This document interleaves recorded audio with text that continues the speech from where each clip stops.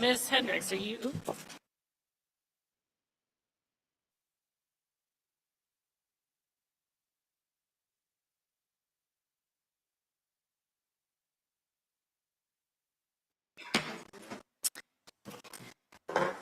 I call the September 3rd Assembly Finance Committee meeting to order.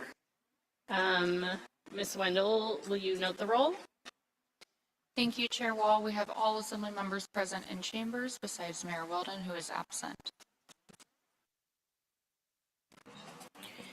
That brings us to approval of minutes. You have the August 6, 2025 AFC minutes in your packet. Any changes to those? Seeing none, those are so approved, which brings us to agenda topics. Personnel rule changes and Eagle Crest pay plan conversion is the first on our list. Ms. Flick, you're going to start us off. And I am already having a hard time. I had a hard time hearing Ms. Wendell, so we will try to speak up. You all can extra project as well. Very good. Thank you, Chair Wall. I understand we are on a time limit because the sun is out, so we will make this to the point and brief. If you'll remember, at our last Assembly Finance Committee, we had a lengthy discussion regarding the potential of Eagle Crest converting from their own set of personnel rules and pay plan into the CBJ pay plan. We had started that work and conversation. Actually, a lot of work had been done to get to the point where we could just run some rough numbers and know that we could afford that within the appropriation that the Assembly had provided. Your direction at that meeting was to let the Eagle Crest board have the conversation. So the following night, because that's just how our meetings aligned, we met with you first and then went to the Eagle Crest board. Mr. Hargrave and I presented essentially the same information. The Eagle Crest board was interested enough, activated their HRC, their Human Resource Committee, to do a deeper dive into the details. We met with the HRC committee on August 13th and August 19th. Some of the information that we looked at and provided are in your packet tonight. And essentially, we walked through the personnel rules, how they apply, how the CBJ personnel rules will apply to Eagle Crest with a move over, how the positions would be allocated over, and we also talked with them about a conversion process of taking the employees and moving them over to the CBJ pay plan. After those two committee meetings, there was a special Eagle Crest board meeting that was held on August 26th. Those results were presented, and the Eagle Crest board unanimously moved to approve the personnel rule changes and also the conversion plan. And so what we have for you tonight is I'm going to cover just a couple of quick things in your packet and then hand it over to Mr. Hargrave, our Human Resources and Risk Management Director, to talk about the personnel rules, because the personnel rule change encompass bringing in the Eagle Crest personnel components, but there are also some other items that, since we're touching the personnel rules, would be included in a resolution for you. So I want to direct your attention to page 15 of the packet, which is part of the memo that Mr. Hargrave presented to the HRC committee in their August 19th meeting. Specifically, it outlines scenario 2, which was one of two scenarios we looked at for converting Eagle Crest employees into their new pay plan. So earlier in the packet, pages 10 and 11, you can see how position titles would move from the range that they're in on the Eagle Crest pay plan to how they would move to the CBJ pay plan. Page 15 outlines how the employees would actually move. And we would do that through a series of logical steps that apply to all the employees. We would look at what they're making today, move them over into their new range on the CBJ plan that as closely as possible matches what they make today, but isn't less than what they make today. The scenario 2 focuses on recognizing the longevity of employees with Eagle Crest. And so once that initial placement is made, anybody who had a hire date earlier than January 1st, 2013 would be moved up 3 steps. Anybody who was hired from January 2nd, 2013 to December 13, 2014 would have 2 steps. Everybody else would stay at their original spot. We would do an analysis and ensure that nobody received less than 3%, which is essentially equivalent to what MEBA and UNREP employees received through this last contract negotiations.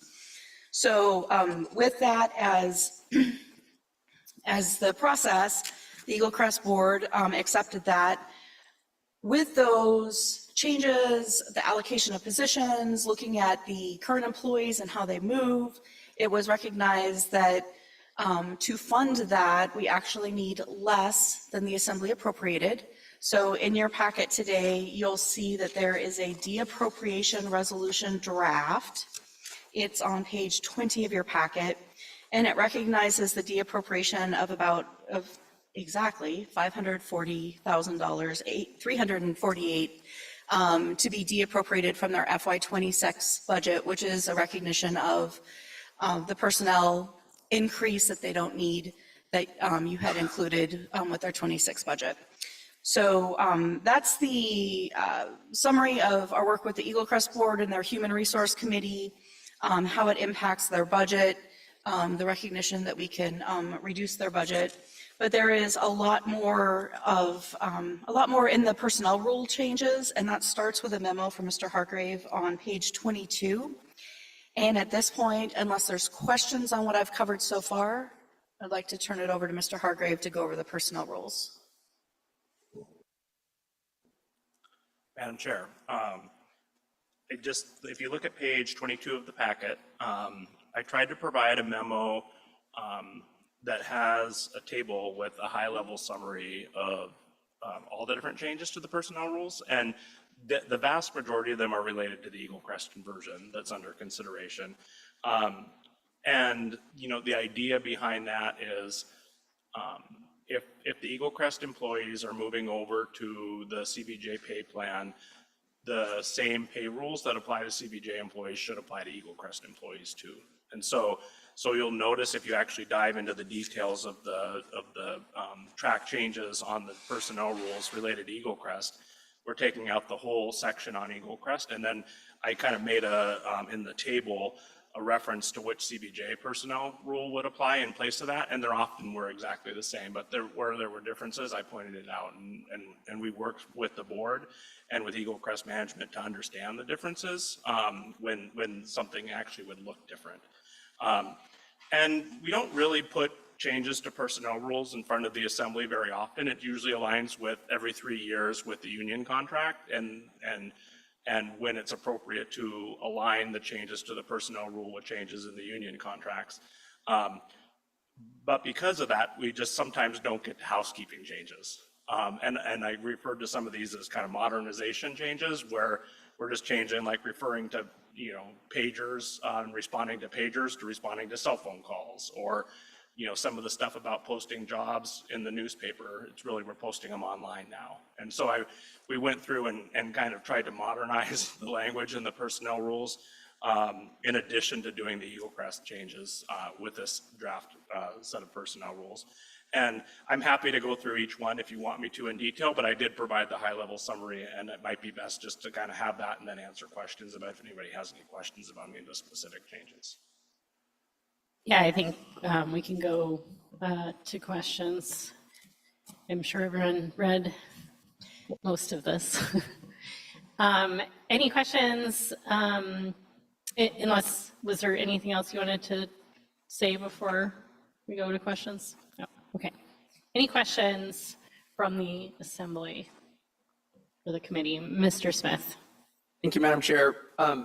Ms. Flick, in the budget season earlier this year, due to taking the Eagle Crest fund balance negative, we did, and I just call it, put an IOU in the restricted budget reserve. How, since they're now needing less funds, how will that be, or will that be addressed, and how would it be addressed? Thank you. That's a great question, Assemblymember Smith. So there is a a restriction on your restricted budget reserve for the amount of the deficit that is planned for Eagle Crest for FY '26. This deappropriation would reduce the need of that. However, the realized deficit from FY '25 is almost the same amount that we're looking to deappropriate. So it's somewhat of a wash financially. So the deficit from FY '25 is appearing to be greater than was in the forecast, and we built our budget based on the forecast. So these within a couple $1,000s actually wash each other out. So at this point, we weren't going to do anything with the restriction on the restricted budget reserve, but true that up with the FY '27 budget process. Okay, thank you. Other questions? All right, seeing none. Mr. Smith, do you have a motion? I can ask staff for clarity too if you need it. Absolutely. If you are okay with the adoption of the personnel rules, you could move Resolution 4028 to the full assembly, and that also includes the conversion of employees. And if you're okay with the deappropriation, that's Resolution 4029 that you could move to the full assembly. So 4028 and 4029. Mr. Smith, Thank you, Madam Chair. I move that the AFC pass a motion recommending the terms of the draft resolution 4828 and 4829. Did I get those numbers right? 4028 and 4028 and 4029. 4029 to the assembly. And I ask for unanimous consent. any objections? Seeing none, that is so moved.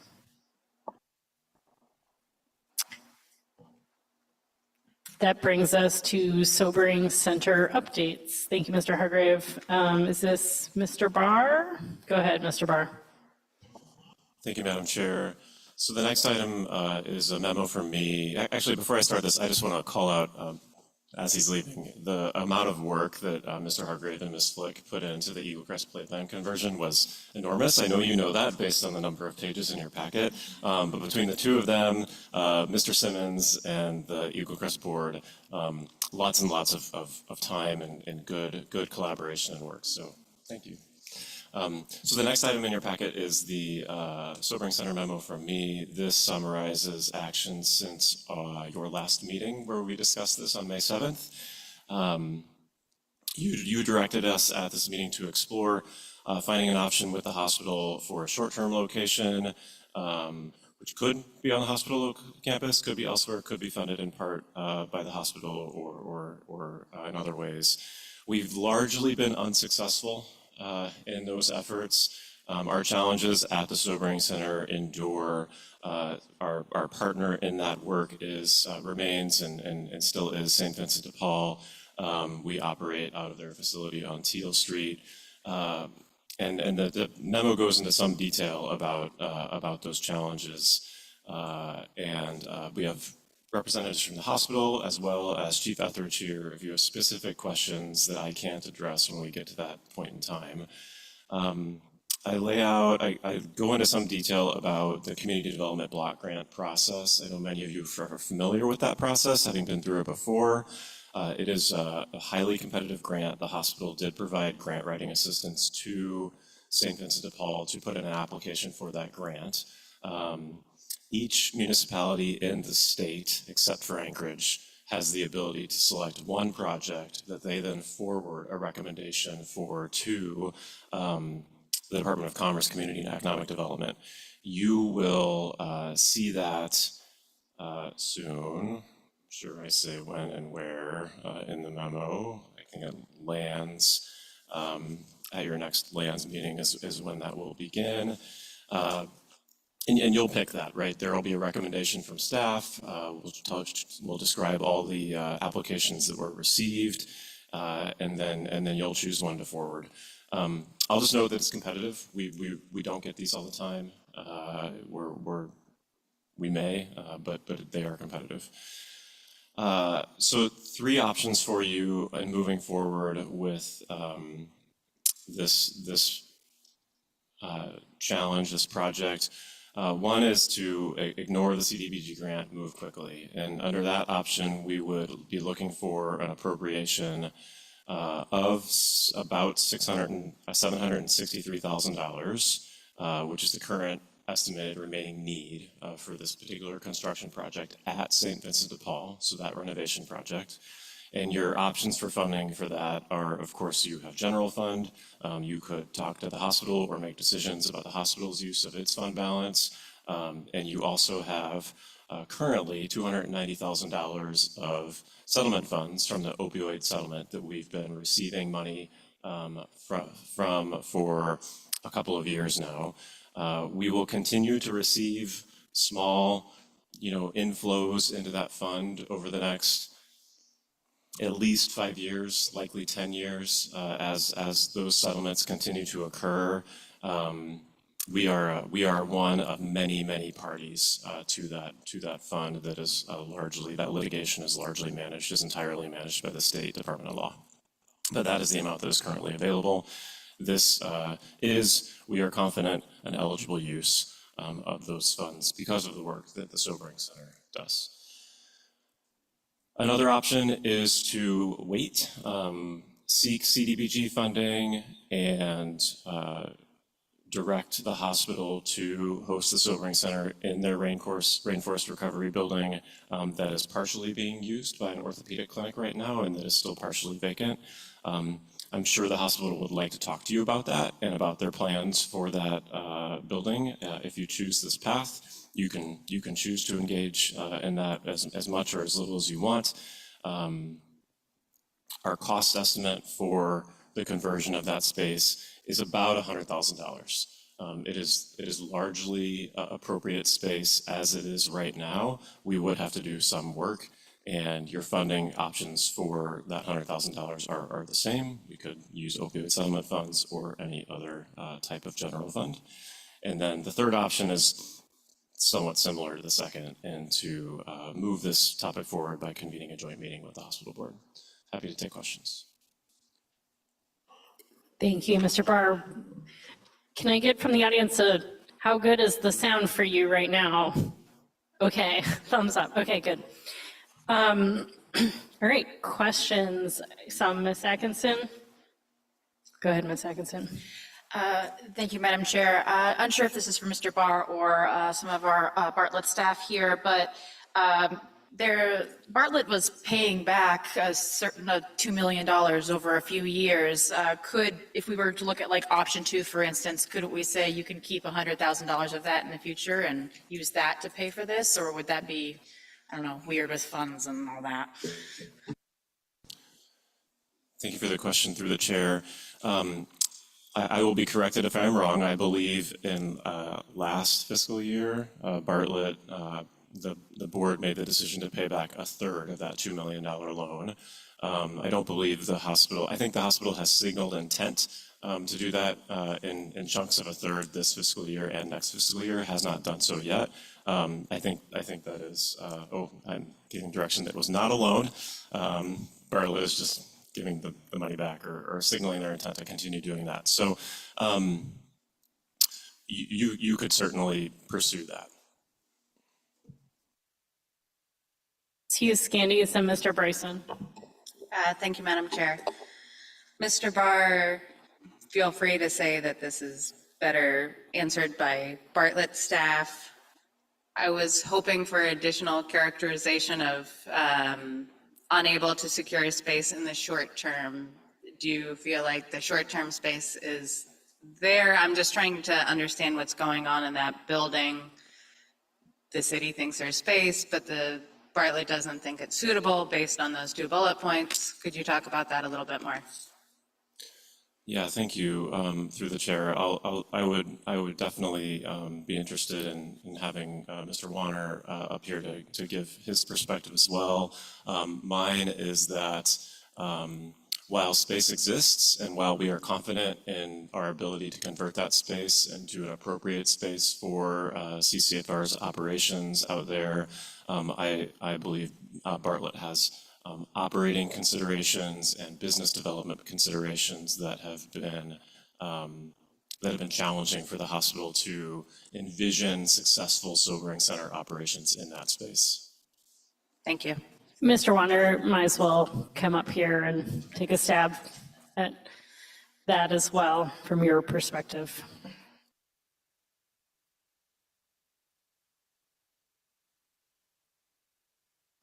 Thank you, Madam Chair.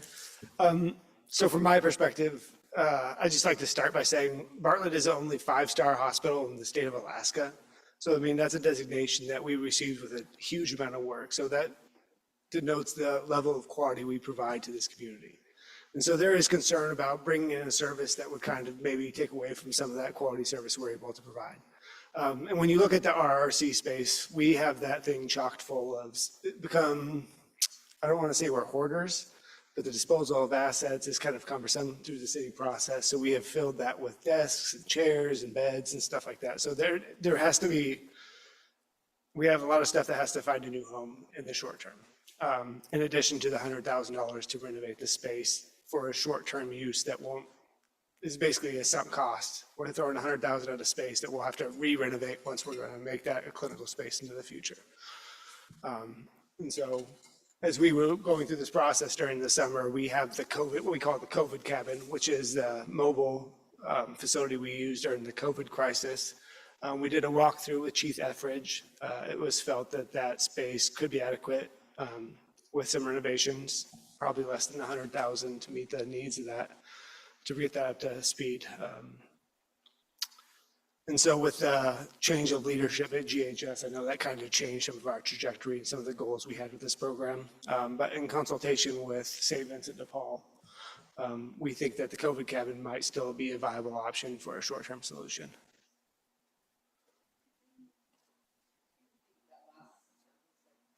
Could you repeat the last sentence? Ish.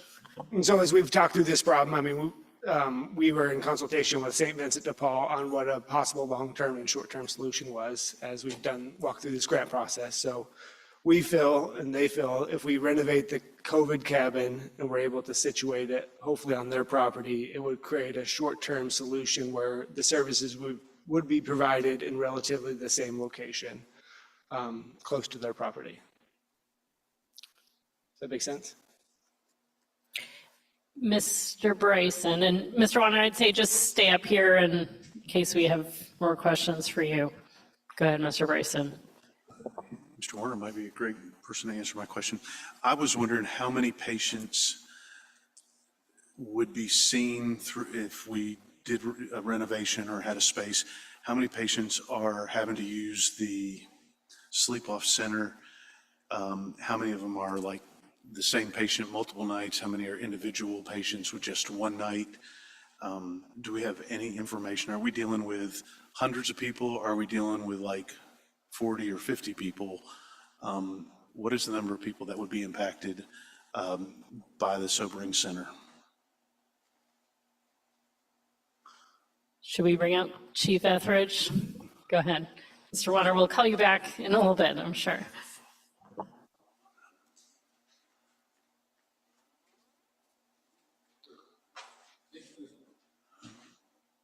Thank you for the question, through the chair. I didn't bring exact numbers, but we run about 3,500 transports through the sobering center. There is about a couple hundred individual people, but putting them in the sobering center is kind of a last resort place when we don't have another location to put them. But it is, a couple of hundred people, and it's about 3,500 different transports where we're trying to locate people into a spot. Super helpful information. Thank you. I don't know if I follow.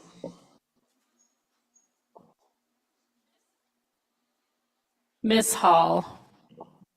Thank you, Chair. And while Chief Etheridge is here, can you talk a little bit about the current facilities and how staff, some of the constraints and some of the advantages to be where it is, pros and cons, please? Sure.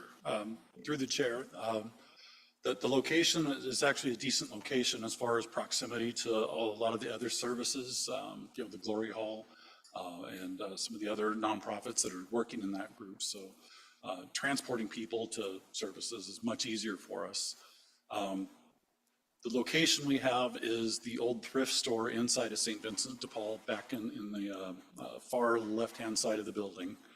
The problems that we have right now is it gets infested regularly with rodents and cockroaches, and the staff don't have a safe location to retreat to if they do get a violent person. They have to, flee out of the building and lock themselves in their car. I'm going to jump in here with a question while we have Chief Etheridge here, or Mr. Barr. What about, we've talked about neighborhood impacts. I guess I feel like part of what BRH is arguing is that this will have neighborhood impacts on their campus. We've talked a lot about the Teal Street area and the impacts there. What are, for the sobering center specifically, how would you characterize neighborhood impacts of operating a sobering center in a particular place? Our impacts on the neighborhood have been pretty minimal. We were out there before the Glory Hall opened up, and there wasn't a lot of impact on the businesses in that area. We were providing bus tokens to patrons to get them out of that area and get back to the locations where they generally hang out. We've driven people to other locations like the Glory Hall or to the food bank or something like that to deposit them. But they usually keep an eye on folks as they're leaving because we, want to be good neighbors because it's really difficult to find a location to host this program. And people know that if they abuse the program, they get suspended from it, and so they can't come in and seek refuge for a period of time. And so they generally are trying to be, good patrons when they're there, but occasionally you do have kind of the ruffian that needs to be escorted out. Thank you, very helpful. Other questions for Chief Etheridge? Thank you. I saw, Ms. Hughes-Candies, did you have another question? Is it for Mr. Barr? Go ahead.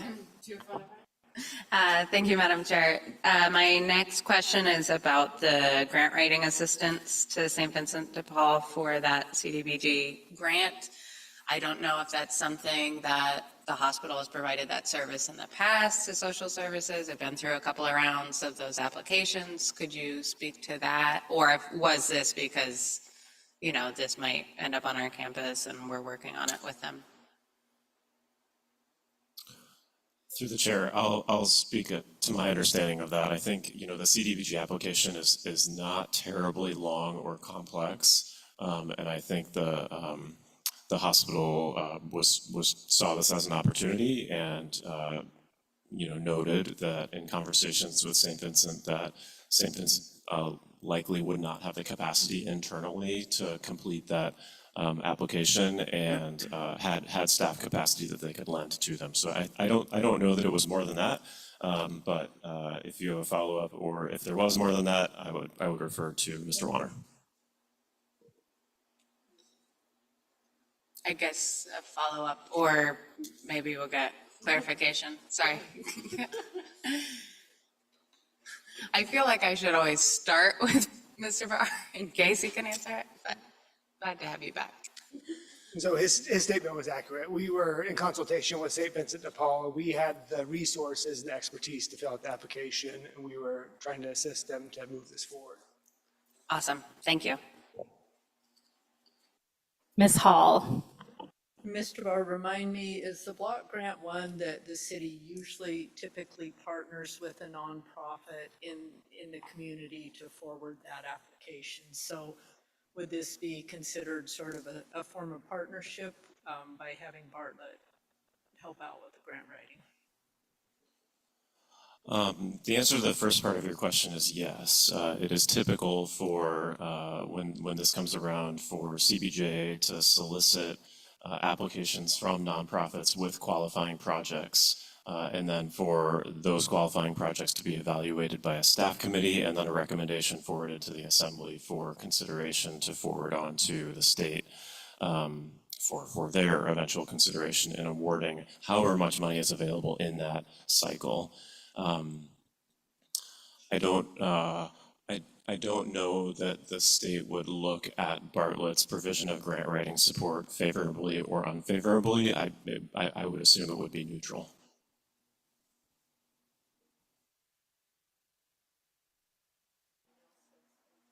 I'll get one in and then I'll go back to you.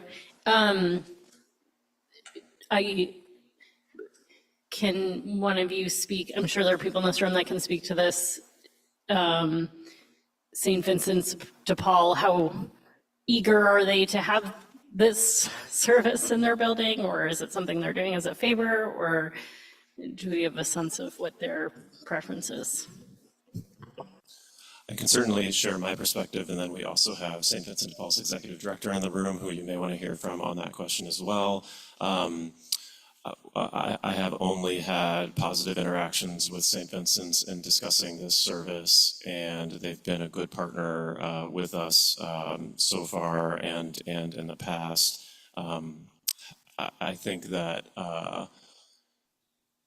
it's probably fair to say, although I would defer to Ms. Skinner, that St. Vincent's appreciates the use of their space and benefits from that in our partnership. Similarly, we benefit from having a space that we can operate out of. It is no easy feat. We have tried many other potential locations and have not had success in finding another location to lease for this use. So we appreciate St. Vincent's partnership with us and having a space that we can use to provide service. Ms. Skinner, would you mind joining us? And if you could speak a little bit to St. Vincent de Paul's thoughts on this issue.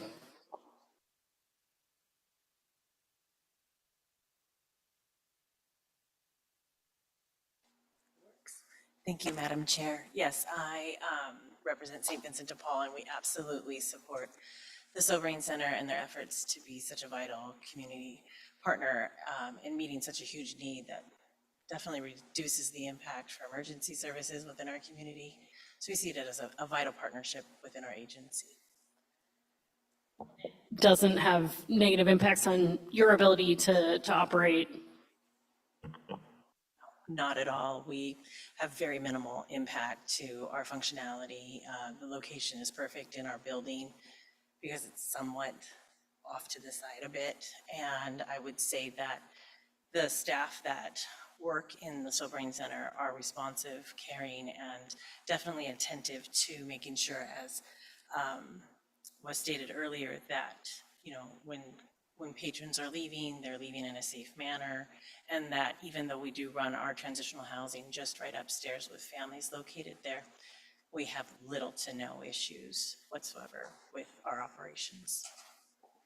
Thank you. Any questions for Ms. Skinner while she is here? Mr. Smith? Thank you, Madam Chair. I think this is for Ms. Skinner, maybe Mr. Barr as well. I guess I'm seeing in your memo that the CDBG grants are not reimbursable for work already completed. I guess, is there, and I'm sorry if I missed it, is there a short-term solution at St. Vincent de Paul, potentially including the COVID cabin or something, that would allow this service to be provided while we apply for and wait to hear results from the grant? Like AK kind of be doing the same, or else it seems like if we do the work, we lose the ability to capture the grant funds. So I also understand the need to move, but I guess, is there a short-term solution until early spring of 2026 that would allow the service to be completed as we await the, whether or not we're awarded this grant? Yeah, thank you for the question. I think we'll probably both want to take a bite at that one through the chair.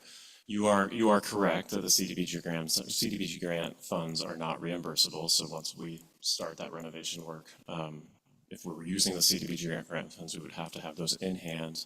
We wouldn't anticipate having those in hand any earlier than September of next year. Whether or not there is a short-term solution at St. Vincent's that would last for a year, I'll defer that to Ms. Skinner here in a second. I know from previous conversations that there likely is a shorter term solution at St. Vincent's that may work for a construction period, but we haven't had a conversation that's longer than that. Whether or not the COVID trailer could potentially work on St. Vincent's campus, I don't have a good answer for you on that yet.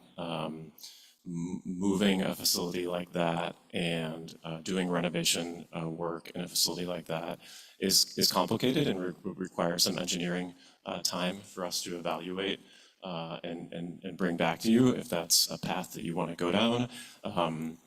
I would need to spend a good chunk of time with St. Vincent's and engineering, first off to evaluate the location, the connection to utilities, and the surrounding impacts from like a zoning and land use perspective. So there's some complexity there that would need to be unraveled if we want to investigate that as an option. Thank you for that, through the chair, Mr. Smith. We would have to do some more exploration for potentially use of the COVID cabin. There's measurements, there's all kinds of layers of things that we would have to go through to make sure that that would be a functional space to be able to use on our property. There is potential for that. There's high potential for that. But again, there's areas that we have not explored just yet, just because of the time constraints with the CDBG grant coming out and then us submitting and then coming up with new plans. It's just all still quite in the infancy stage. So we're working on identifying whether or not that's a viable option. We do have another large space within our building that would potentially serve as another alternative. It would displace some of our other functionalities, and timing of that for the year would be essential for us because we have some major activities that happen in that space for a period of time throughout the year. We're talking 2 months during our holiday giving program. And so all of those factors would need to be considered depending on when the assembly decides to move forward, and which route is chosen would then define what we can do within our parameters of our programming, and as to not displace some of those essential things that we provide our community.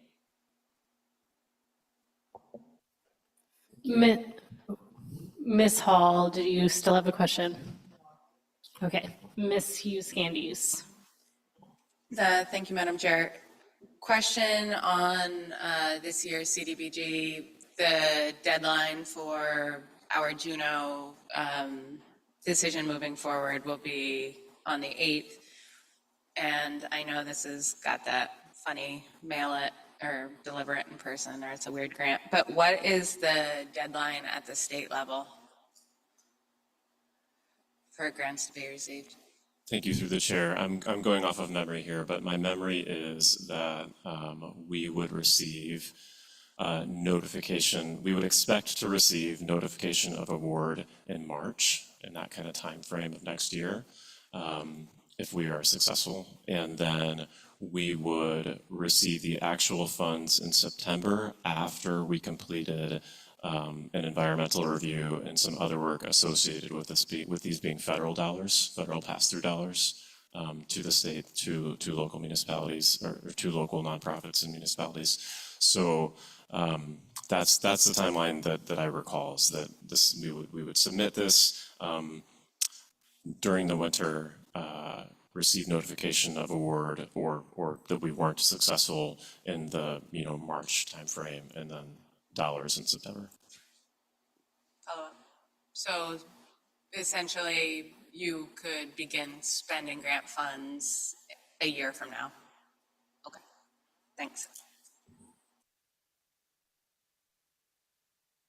Ms. Hall. Yeah, with Mr. Barr, with the potential use of the opioid settlement funds, has the Assembly adopted guidelines for the use of these funds? Through the chair, the Assembly has not adopted guidelines for the use of those funds. Those guidelines do exist in the settlement agreement themselves. They are both broad and narrow. They need to be used for opioid remediation and use in recovery types of uses, but the list of potential uses that you can apply those funds to within that broad category is significant.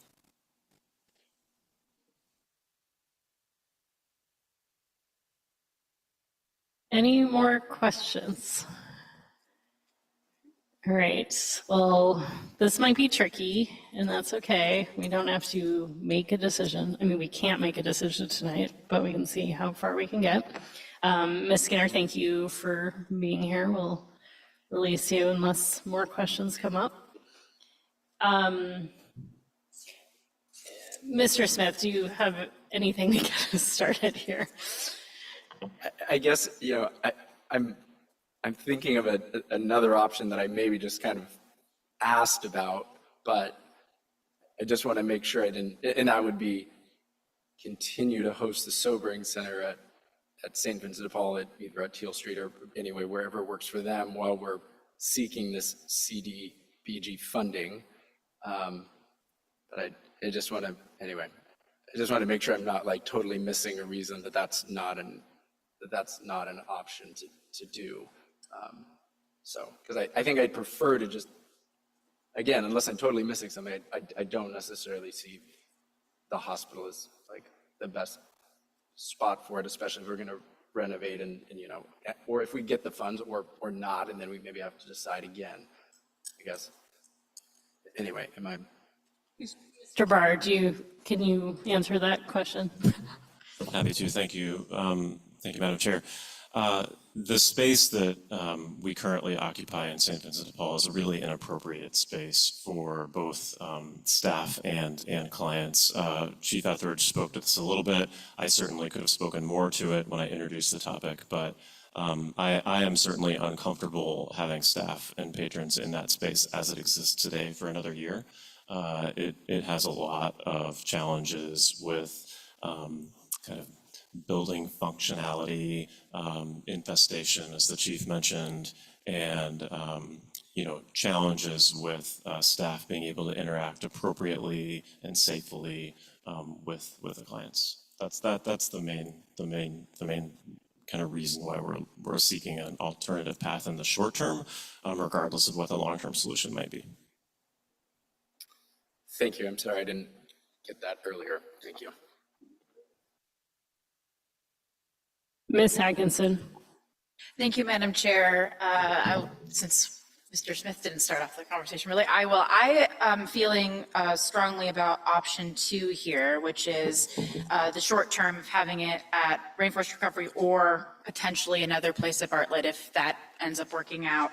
Just because I understand and I'm sympathetic to not wanting to, sacrifice space that could be better used for profit and, especially considering our hospital is getting its feet back under it. But, I do see this as a benefit of having a community-funded hospital, that we can have services that are not necessarily all for profit, but do benefit the community.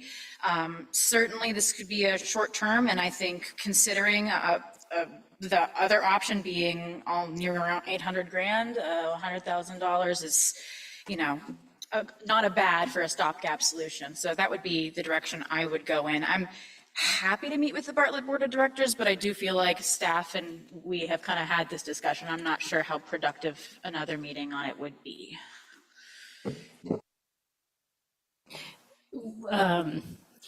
Let's just treat that as a motion for purposes of having this conversation. Objections to that? Mr. Steininger? I suppose I'll object, trying to formulate, because I'm not sitting here providing a better option. But I guess I understand the the idea that, yes, this is the benefit of having a community hospital. We can direct them to address community needs. But at the same time, I'm concerned that this will be much less temporary than we think it is. If we're waiting on the community development block grant, you know, just even this round of applications, that's a year. But there's nothing to say that we're actually successful in that. You know, it's a fairly small pot of money that's competed for statewide. We're asking for, you know, what, not quite a third of it? You know, so it's, the odds that we are successful in that pursuit, I would say, are fairly low. So if we make this decision, if we spend this money, we should be prepared for this to be a much longer term solution than a short-term solution. And I think that puts a lot more burden and pressure on Bartlett Regional Hospital, who are just coming out of very challenging times, and we're placing more challenge on them. I would be much more comfortable further pursuing something like the COVID cabins, running that to ground before we make a, you know, hard decision that we might be stuck with for a long time.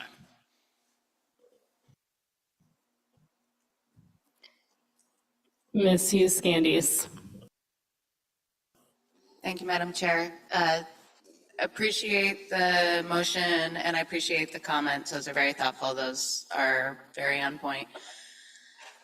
I will say that I find option two to be my preference as well. And just to hit a couple of points here, I think that is true that we need to be clear-eyed that, you know, if Bartlett is communicating that both they'll have to move some furniture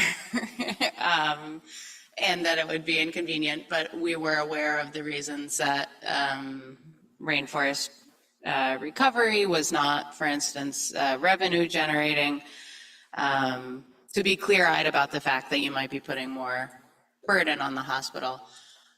That being said, at any point along this juncture, if this is not working out, I think it is, you know, that is a conversation we can have with the hospital, and the assembly could choose to go a different direction. I don't find myself feeling like our odds are super good that we're going to get that grant funding, because I agree it's a super competitive pot of money, and Juneau is not always looked at as somebody who's needing the money the most compared to a lot of rural places that are going to be going for that money as well. But to me, the fact that we so recently had rainforest recovery as in use by the hospital for recovery services, that is huge to me. That's, it's something that we recognize as an assembly that is also our responsibility. This is not something that we just farm out to our community partners and thank them, the social service, for doing this, and we don't want to put too much on our hospital. I see this as part of what our hospital should be doing. So I feel comfortable saying that that's okay for Bartlett to host that, or at least see how that goes, hosting that. So I think both from the financial perspective as saying that $100,000 is a small amount of money in general to remodel that, we can move both the staff to a safe place and the patrons to a place where it's not rat infested, et cetera. So I still see this as the best option. Obviously, what I heard tonight is that everyone would need to learn a little bit more about those COVID cabins, as I think is what people are calling them, but they are fairly limited. So I don't know that that makes sense, because that also could become a long-term thing. So I would prefer to see it here. See, Mr. Smith and Mr. Bryson, then Mr. Kelly. Thank you, Madam Chair. I guess I might offer an amendment to the motion, and that is, upon knowing if we get this CBDG funding, should we not receive the funding, that staff prepare legislation for the $762,900 to fund the renovation at St. Vincent de Paul Teal Street building and to negotiate a long-term lease. I guess my thought is we can deal with the immediate, it sounds like the immediate situation is not tenable. But this, and hopefully this is, anyway, this would shift it to Bartlett for a short time, but when we know about the grant, we either get the grant and do it at St. Vincent, or we fund the renovation at St. Vincent up once we know the result of the grant, so that the long-term solution will be for it to be at a suitable facility at St. Vincent de Paul, whether we get grant funds or we just are funding it through a variety of sources that we can address later. Any objections to that motion? I mean, it's an intent language. It doesn't mean future assemblies will do anything, but I think Mr. Smith's point is, changing slightly the intent of how this is written. So I appreciate that. Any objections to that change to the motion on the floor, which we have not decided on? Okay. Just a question, objection for a question. Yeah. Mr. Smith, we're leaving it vague right now for the funding source because that won't be till March, right? Yep, no objection. Mr. Bryson. Thank you, Madam Chair. I got to say it at some point, because I've got to say it. We're trying to make a crime okay. It is illegal to get blackout drunk in our community. At some point, you become intoxicated, and it's a misdemeanor to be publicly intoxicated like that. And we're trying to make it okay. I know that's the direction that the Assembly and the community wants us to go in, but I wanted to say that out loud. That's one of the things that we're trying to solve right now. I'm in favor of the motion. I was a little confused though, because if St. Vincent's operating it and we move it to Bartlett, is St. Vincent's no longer going to operate it if we move to that location? Wouldn't they still be the contracted operator? Or did I not ask? Go ahead, Mr. Barr. Thank you for the question through the chair. CCFR through the CARES program would continue to be the operator. So this won't have a negative financial impact on Bartlett. We're just borrowing their building while they're using it for storage while we're waiting to get a big block grant so that we can have the proper development at St. Vincent's. So I'm going to support the motion and thank you for the additional commentary. Mr. Kelly, and then I'm going to get a word in before we go back around the horn. Thank you. I just wanted to voice my actual opposition. I think everybody here has made good points, but I think the points that made by Mr. Steininger really resonated more with me. We don't know that we're going to get this. We could, I think it'd be more efficient use of our funds to go ahead and just get to work now on a permanent solution. And instead of, investing $100,000 in up to $100,000 in a temporary solution now, I think we should just go ahead and go with what we're go with the permanent solution.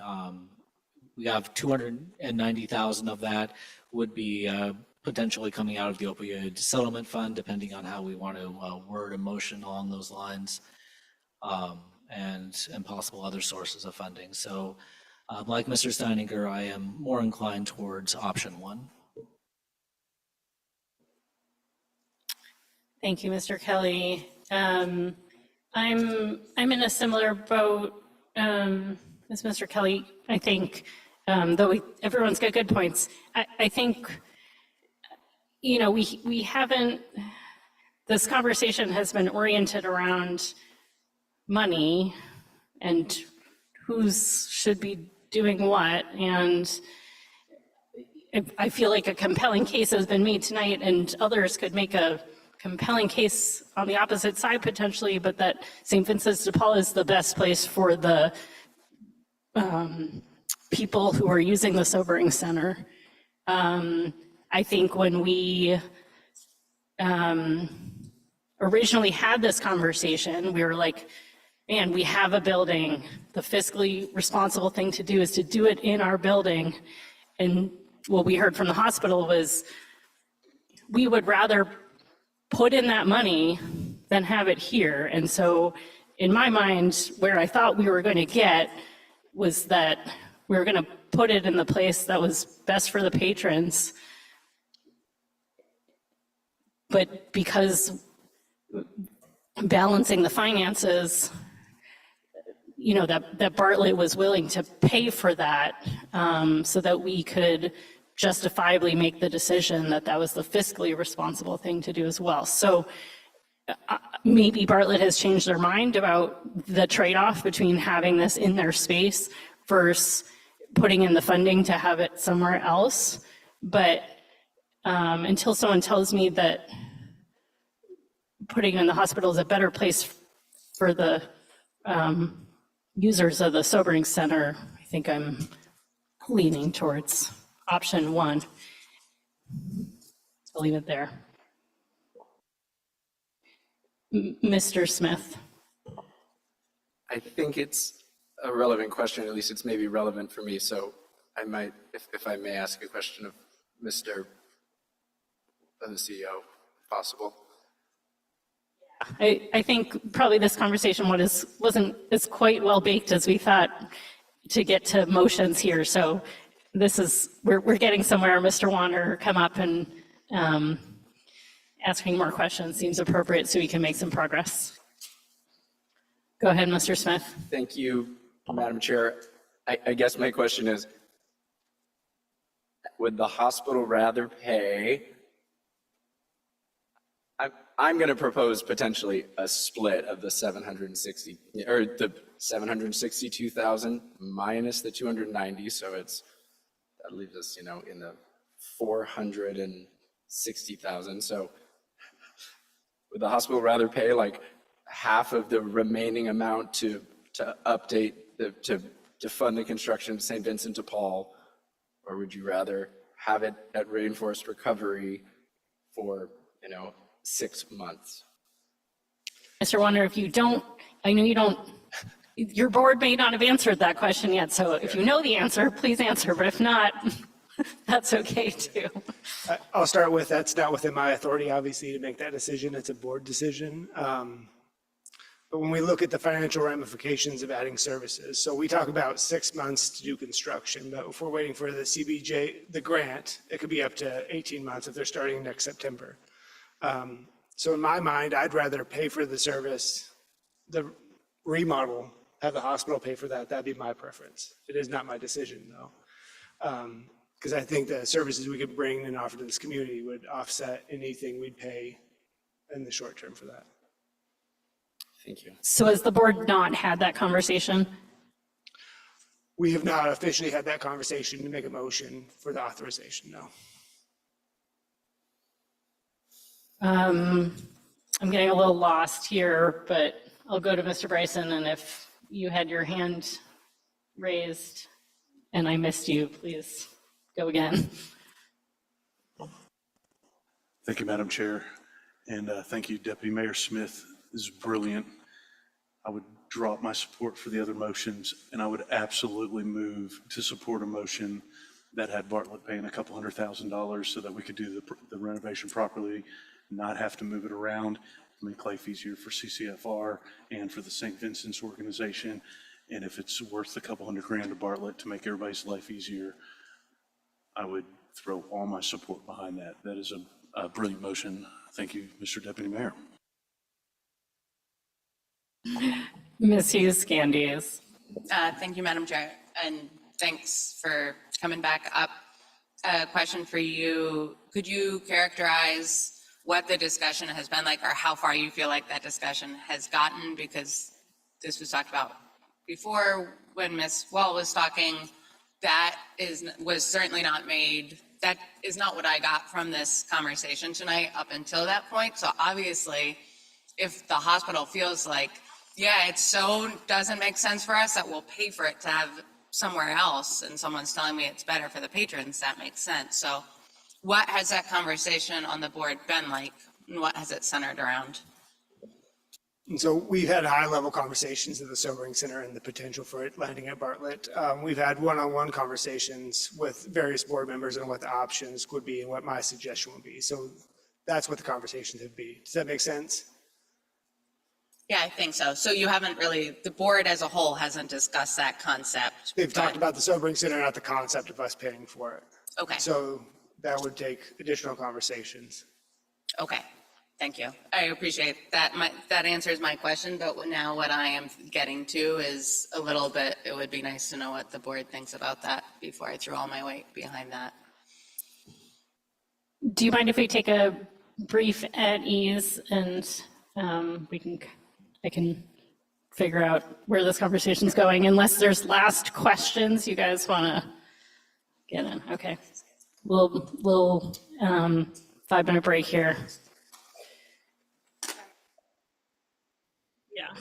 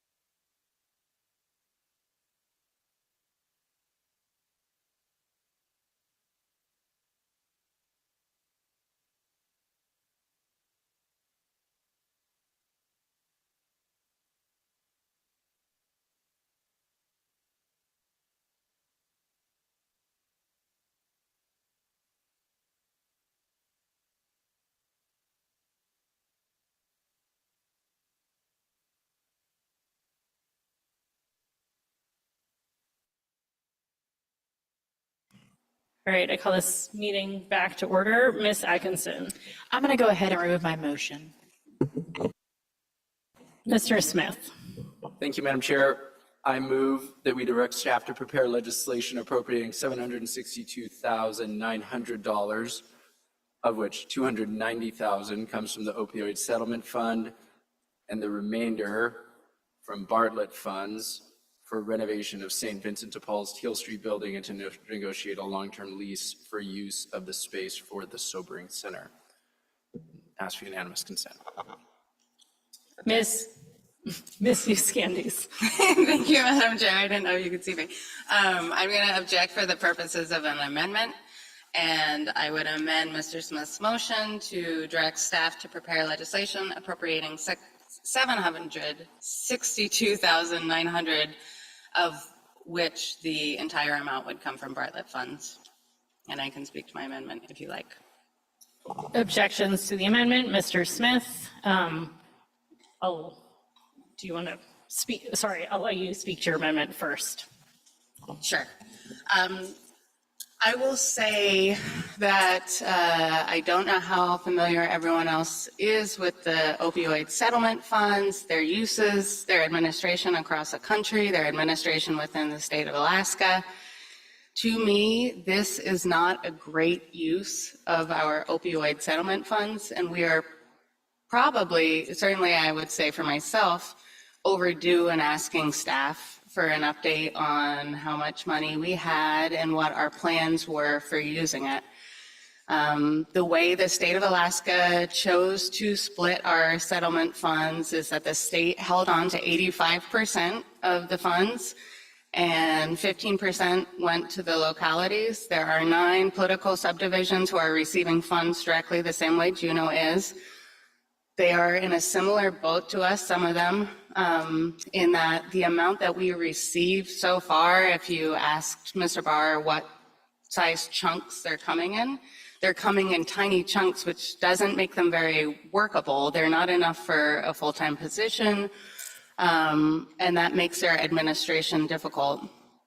These funds, however, were intended, the whole purpose of these settlement funds, while the use is broad and also narrow in some ways, it is supposed to be an improvement upon what you're already doing as a community. So if you as a community didn't have a sobering center, that might be a fine use. But as Juneau already has a sobering center and we totally have an opioid problem, I think that we should be using these funds to either do something like harm reduction or prevention, but I don't think it's a great use of our opioid settlement funds to just bring down the cost of, some other fund to say, oh, well, we can minimize it by 290. Generally a good financial move, but I think for me, I've spent a lot of, I won't even say my day job, it's been extracurricular of CBJ and my day job, and I've gotten to participate in some national cohorts focused around the opioid settlement funds, and so I'm getting to see what folks are doing around the country, and there's folks who provide free technical assistance who would take a look at Juneau and take a look at what we have and what we don't have. I think they'd probably recommend, like I said, harm reduction or prevention upstream efforts.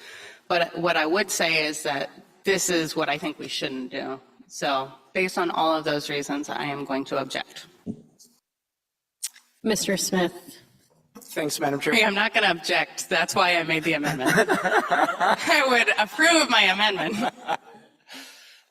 Thank you, Madam Chair. I guess I'll object for the purpose of a question. Mr. Barr, have we looked in and do we believe that the use of the opiate settlement funds for this type of appropriation would be allowable or? Through the chair, we do believe this would be an allowable use. Obviously, the decision about the use of funds for whatever purpose is a policy call is your decision. So I'll maintain my objection. I guess I see this as it will improve a needed service that is, Anyway, we're having a very challenging time executing safely, so it seems like a fine use of the funds. I don't know how much we could do on our own with 290,000. I don't even know how long that's been coming in, but some of those other programs would take a fair bit of funds. So I think this is a fine use of the funds, so I'll object to the motion. Thank you. I saw Mr. Kelly and Ms. Hall. Thank you. I guess also objecting, I have quite a few questions, but I will get in line. So Ms. Hughes-Candy's actually inspired quite a few questions. She mentioned, that we don't really quite know what the plan is yet, or maybe haven't revisited it. And then she also talked about how some of this is kind of trickling in. I guess maybe the question I'll ask first then is how much has trickled in and how much do we expect to continue to trickle in over what time frame?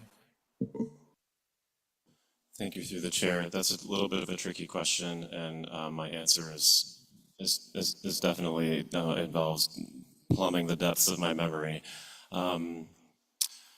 Ms. Hughes-Candies is absolutely correct in that it trickles in small amounts over time. $290,000 represents the total amount that has trickled in over that time period. My memory is that it began trickling in years ago. Mr. Palmer was still the attorney, and he was in that role for, I want to say, at least a year prior to his departure.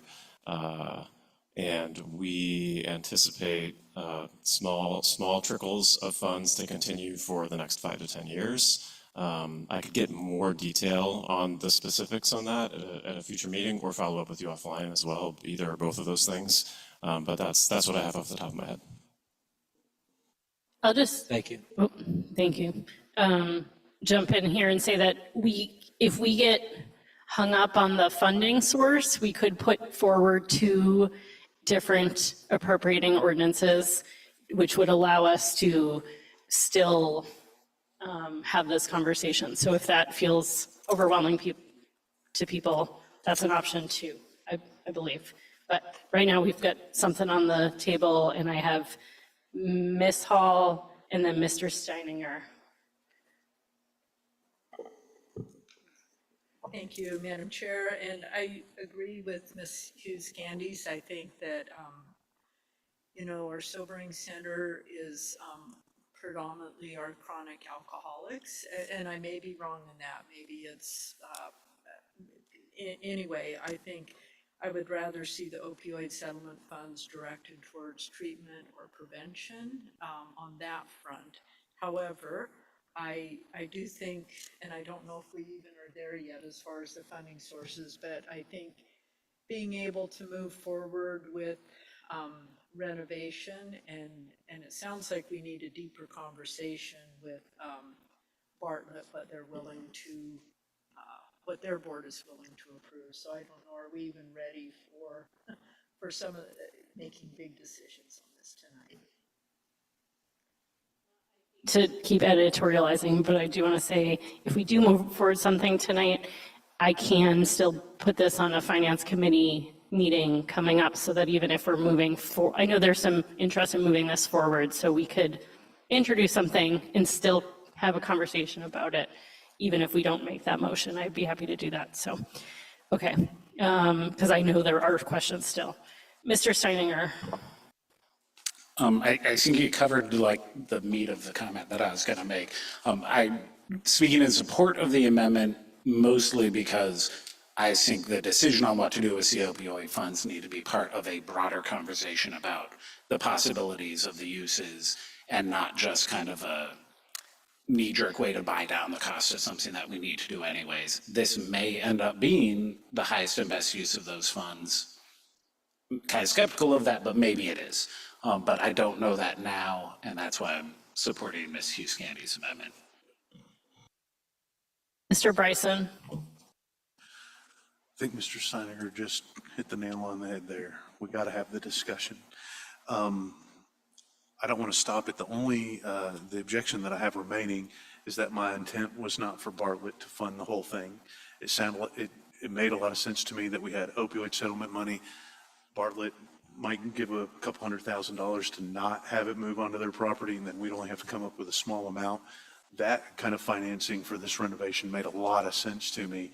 If we're going to go and then maybe try to stick Bartlett with the whole bill, I don't know necessarily if that would be the direction that I'd want to go. I want to move this forward, but I think we have to have that bigger financial discussion. We want to make sure that we have the best use of our opioid settlement money, but at the same time, we want to solve this problem and move it forward. I think that we're onto something. It's obviously such a problem moving it to rainforest that Bartlett is speaking out against it. And it's, the other direction is the better course. Thank you. Mr. Kelly.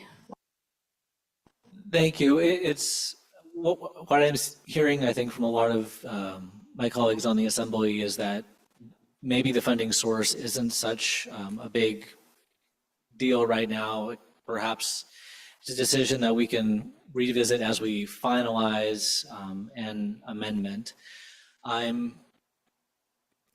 we finalize the ordinance, or as we pass the ordinance as the Assembly or whatever. I guess I'm kind of wondering if we do pass Ms. Hughes-Gandy's amendment now, does that then, basically, we can't revisit a topic. Are we then not able to have any further discussion on the funding source until we get to the Assembly? Mr. Kelly, well, maybe I'll pose a slightly different question to staff. What I was thinking in my head as a solution, if we still want to grapple with the funding source, we all seem to be moving in the same direction except for the funding source. What I would think would be the easiest solution would be tonight forward 2 appropriating ordinances to the Assembly for introduction. One that is general fund, one, or Bartlett General Fund, one that is opioid settlement and Bartlett General Fund. And then in committee, we can decide whether to pull one of those or we can vote yes or no. But it means, because my understanding is we can't amend the funding source at the Assembly. So instead we would have 2 different ordinances for consideration. I don't know if that's right. Chair Roll, when an ordinance is introduced, in the title, it states the funding source. And once a title is established, you can't change the title. And so your solution would be a great solution to have 2 introduced, and then you could decide which direction you wanted to go. So I think maybe if the Assembly, we should vote on this amendment and vote on this motion, and we will have 1 ordinance that we are putting forward. And after that, if someone wants to try to put a second ordinance forward, that would keep the conversation alive. Are people following?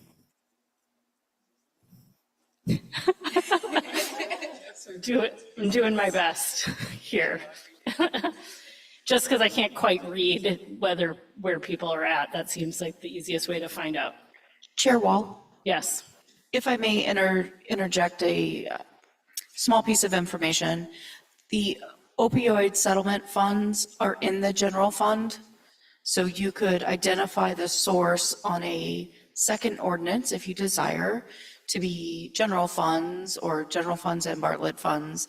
And the discussion of out of the general fund, should it be pulled from the opioid restricted amount or not, wouldn't affect the title of the ordinance. Thank you. That is very helpful. Does that make sense to people? Okay, let's see how this goes. And as a reminder, Robert's rules are for us to use. And if they're not meeting what we want to do with them, we can always suspend the rules and make sure we get where we want to go. So right now we have a motion and we have an amendment. Ms. Wendell, will you remind us what those are and then call roll? Absolutely. Thank you, Chair Wall. The original motion is to direct staff to prepare legislation for $762,900, of which $290,000 is to be funded by the opioid settlement, and the remainder of $472,900 is to be funded from Bartlett fund balance to renovate the St. Vincent de Paul Teal Street facility for long-term use of the sobering center.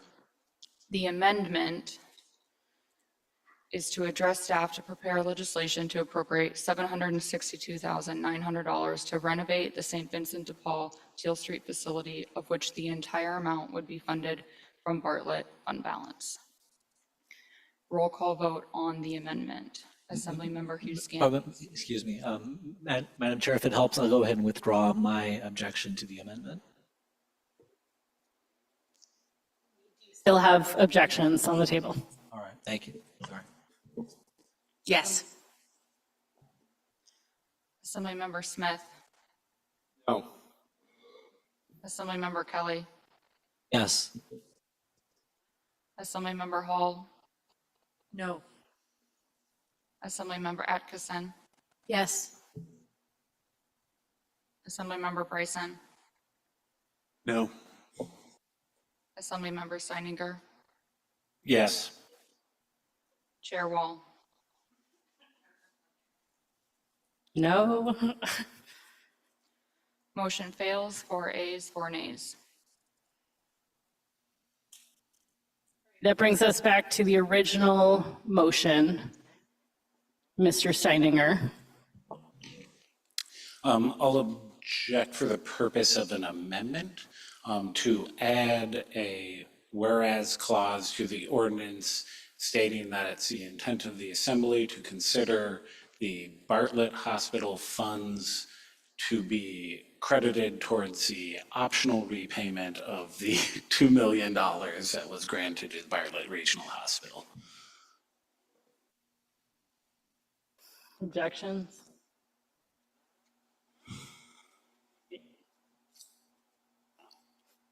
At ease. And yes.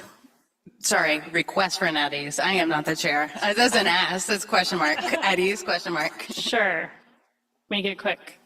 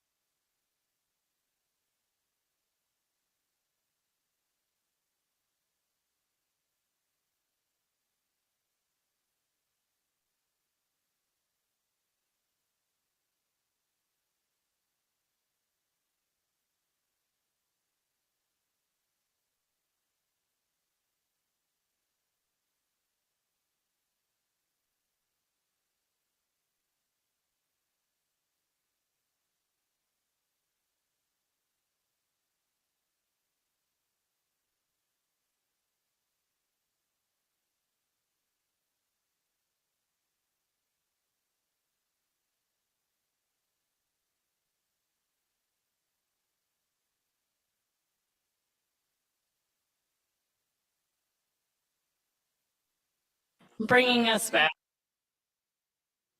Okay, we have a motion on the floor. Do we have objection to that motion?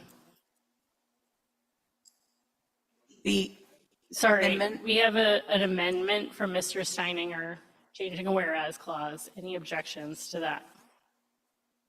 Okay, seeing none, that brings us back to the original motion. Any objections? Mr. Kelly? Thank you, not an objection. I guess maybe an objection for the purposes of the question. So I'm wondering, since the opioid fund would basically be general fund, if we were to pass this tonight, would we have the flexibility to change the apportionment that's coming out of general fund to,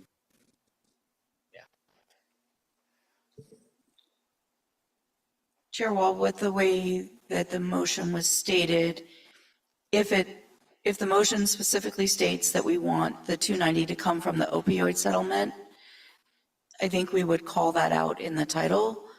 If we say we want $290,000 to come from the general fund, then I think you could later decide if that's general fund balance or specifically out of the opioid settlement part of the fund balance.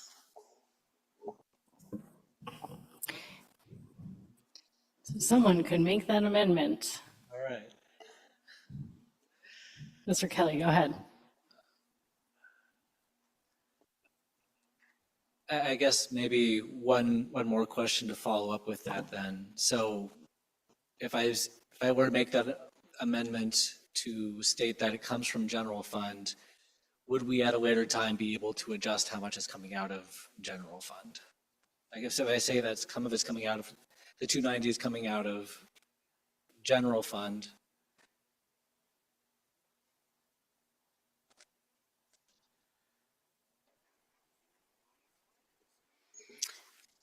So I think you could do an appropriating ordinance for the 762,900, of which a portion comes from the general fund. And then you could decide how much. And if that is opioid or not, that could be built into whereas clauses as you further discuss it. all right, I'll go ahead and give a swing at this motion then. I would move to amend the motion to remove the requirement that it come out of the opioid settlement fund and to allow for the option of a portion of the funding to be coming from the general fund. And ask for unanimous consent. Objections, I saw Mr. Bryson first. My question is for the maker of the motion. You're trying to, you want to amend to not use opioid settlement money? Through the chair, it to not explicitly require it at this point, because it might be my intent later that maybe some more of it comes out of the general fund than just the opioid. The opioid fund is a part of the general fund. I am just opening us up to allow a little more flexibility in whatever we decide down the road. So some of it would still come from Bartlett, and then we would have the option down the road to put some of it from the opioid fund or to have some of it come out of general fund or both. I'll remove my objection, Madam Chair. Any other objections?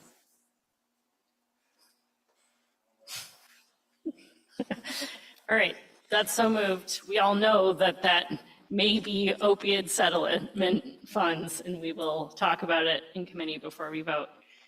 All right, that brings us back to the original motion as amended. Any objections? Seeing none, that's so moved. Ms. Hughes-Candies. Thank you, Madam Chair. I would direct staff to also draft legislation appropriating $762,900, of which the funding source would be Bartlett fund. And I ask for unanimous consent so that we can move these two things down the path. And I would just hope that everyone pauses for a second and thinks whether it couldn't be addressed in a later meeting. Objections? Mr. Smith, then Mr. Kelly, then Ms. Hall. For the point of a comment, I guess, I don't feel like this should be a full Bartlett. This should be fully paid by Bartlett, so, but I understand the intent, so I'll remove my objection, but as we move forward, I will not be supporting an ordinance that pushes the full amount onto, for Bartlett to pay for. Thanks. Mr. Kelly, then Ms. Hall. Thank you.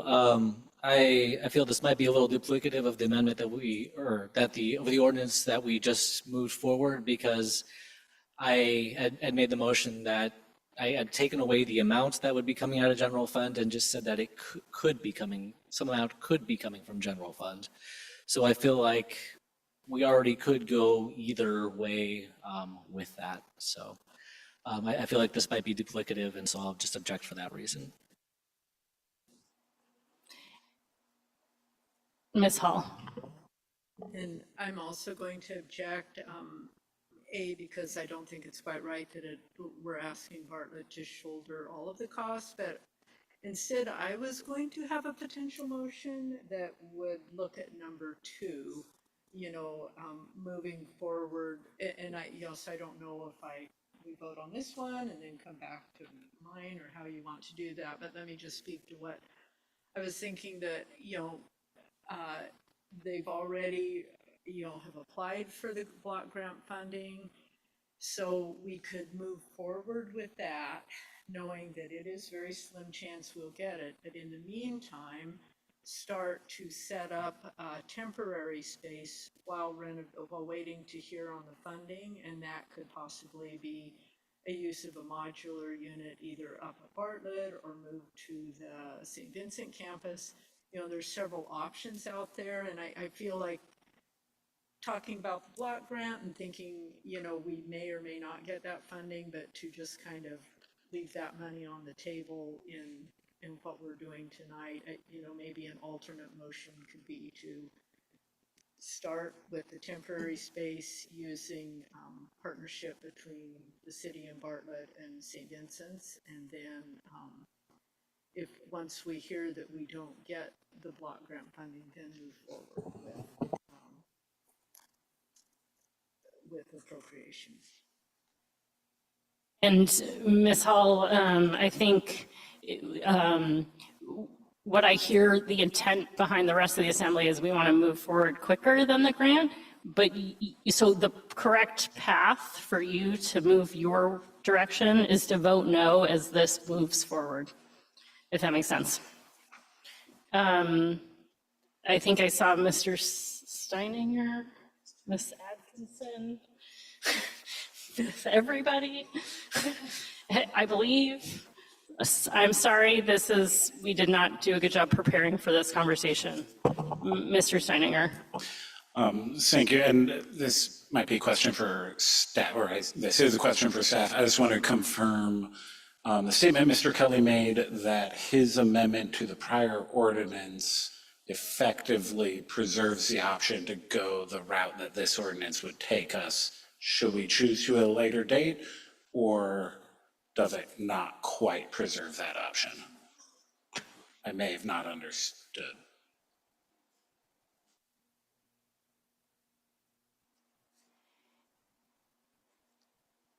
I feel like we can figure it out between the direction that the assembly has given. So to be safe, let's pass this, and if it's duplicative, we will just put one in front of you. Then I have no objection. We're Yeah. just being safe. No, objection. I appreciate it. I'm not angry. I'm just trying to get us there, unless staff have something else they want to say. I think I saw a head nod. Ms. Atkinson. Thank you, Madam Chair. I was basically just going to say what you said, which is that we clearly don't have the information to come to a decision tonight. We can pass this and figure this out at another meeting. I think we're kind of talking in circles, and this is painful for everybody. So let's just quit while we're only a little behind, maybe? Do we have anyone else who would like to speak? Oh, good. Let's call the question. Ms. Wendell, we have a motion and we have objection. Thank you, Chair Wall. On the motion to direct staff to draft legislation for $762,900 for the St. Vincent de Paul Teal Street building renovations with the funding source as 100% Bartlett fund balance. Assemblymember Hughes Scandies. Yes. Assemblymember Kelly. No. Assemblymember Atkinson. Yes. Assemblymember Bryson. Yes. Assemblymember Hall. No. Assemblymember Smith. Yes. Assemblymember Steininger. Yes. Chair Wall. Yes. Motion passes 6 ayes, 2 nays. We're going to wrap up that conversation. I will say to Bartlett, we know you all would rather not pay for it, but having some feedback on between these two options, which is preferable from your board, would be helpful as we walk through this process. Thank you. Thanks for being here. Okay. I feel like the next two should be short. Would people like to keep rolling? Yes, okay.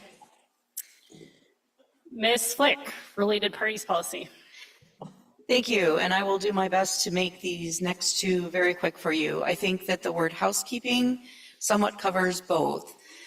For several years, our auditors have wanted us to be able to better identify transactions that the CVJ does with organizations where people of authority have an interest. So that could be you own a business, your brother owns a business, your spouse or partner owns a business, or is a board member or has a large stake in it. And so we have finally come to a place in finance where we can work on some of these bigger policy issues. And so this is really about trying to better provide information and be aware of relationships that exist. There's nothing, this is not in response to anything. This is really something that we should be doing. It's an area of risk. There is no allegation, there is no concern, nothing of that is going on. This is just really our auditors doing a good job and saying, hey, where you know people or where you have relationships, there's a potential for things to not follow regular process. So we just want to be able to identify where those vendor relationships exist within. People of authority is what I've used as the term, and that basically means if you're on an elected body, so you all, the Board of Education, if you're on an empowered board, an advisory board, if you're part of executive management, and talking the larger CBJ, so talking Ms. Kester and her directors, Mr. Warner and his directors, Superintendent Hauser and his directors, and just identifying those. So this is brought to you just to kind of make sure that you all see it, give you a chance to say, okay, yep, fine, or, oh, this is really of concern.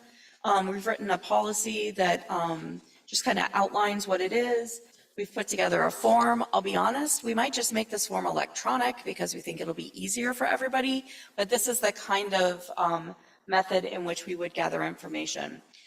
One of the things that you'll note here is we're not asking you to identify the person and their relationship. My brother happens to work for Lowe's, so when I fill this out, I'm going to write Lowe's. I don't have to say who it is and what he does, just an identification of kind of where those relationships exist. What we'll do as staff is pull together a list of vendors. So if we were doing this year, which we're not, we would go back through FY25 and say, hey, did we pay any of these vendors? And we would provide a long list of transactions to the auditors who would say, I want to look at these 5 in more detail, just like they do for every transaction that the CVJ processes, whether it's regular operational expenses or whether it's capital project related. We pull the backup in the documentation and show, here's how this process started, here's where approvals came through, here's the documentation, here's the payment. And so that's what this policy is about and kind of what we're aiming at. Because it would affect elected bodies and the greater area, wanted to make sure that got a little bit of face time with you for a reaction. This doesn't require anything. You don't have to make a motion, you don't have to do anything about it, but we did want to make sure that it came to you in a committee format in case you had feedback that you wanted to provide. Any questions? Seeing none, Mr. Smith? You have a motion? Oh, You don't need a motion. sorry, I'm definitely paying attention. All right, so we can just move on. We'll move on to the next one, which is also kind of housekeeping. It is accompanied with a draft ordinance that we intend to introduce on the 22nd. It would be fantastic tonight if you approve and forward this to the Assembly for introduction on the 22nd. This is really aiming at providing clarification around when we can do when the manager can do a transfer and when we actually need an ordinance to move fund sources and budget around. And this most specifically plays out in the world of capital projects.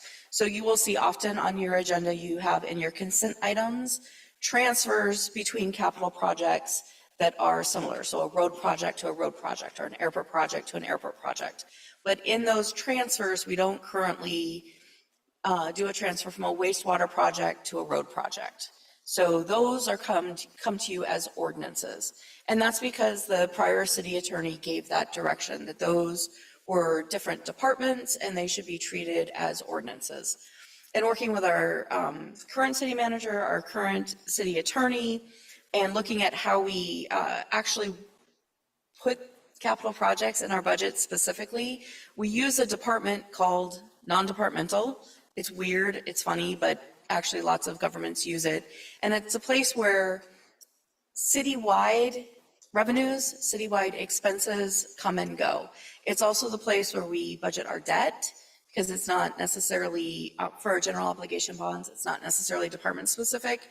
And it's also where we budget all of our capital projects. And so what this ordinance does is it recognizes non-departmental as a special office within code. By doing that, it makes it very clean and obvious that that transfer between capital projects can then happen truly as a transfer approved by the manager through our normal process. You see that on the consent item. It's good public transparency. If there's ever a question about an item on the consent, you have the option of pulling it and taking up as regular business. So that's what this ordinance is. I don't know if Manager Pester, you want to say anything else, but we were looking for this to be forwarded. I just would like to add that most of your transfers, I won't say all, but either have a committee review either at the PWFC level or at the airport board level or the Docks and Harbors board level. If you recall that one really long meeting where I read the titles of like 5 ordinances that were just transfers, this would help with that particular issue. Mr. Smith, then Mr. Steininger. Thank you, Madam Chair. On that piece about them going to a committee for review, that would still happen with this change? Okay, thank you.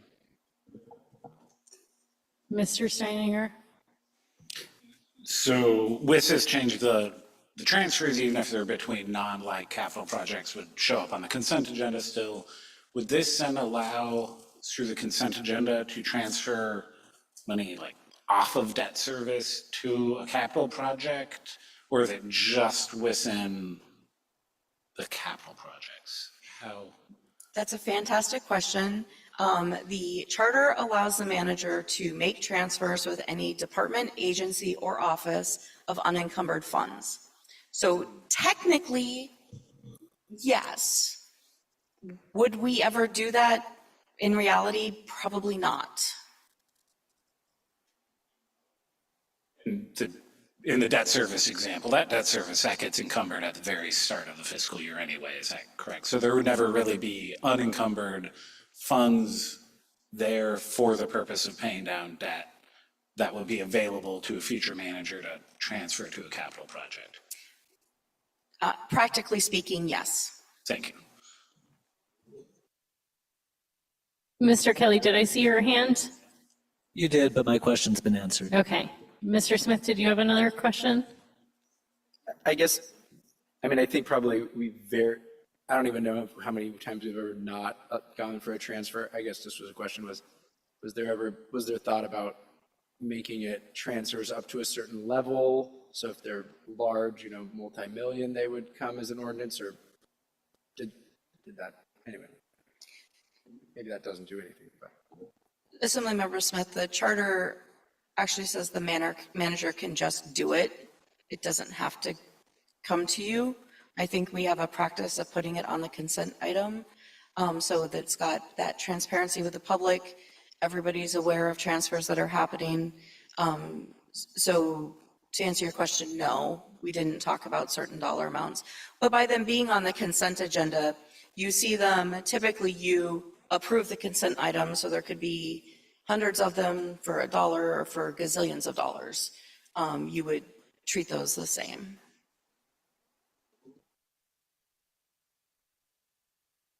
All right, seeing no other questions. Mr. Smith, I think now I do go to you for a motion. Very good. Thank you, Madam Chair. I would move ordinance 2125-38 version Assembly Finance Committee and forward it to the next regular Assembly meeting for introduction. And I'd ask unanimous consent. Any objection? Seeing none, that is so moved. Brings us to next meeting date of October 1st. And with that, we are adjourned.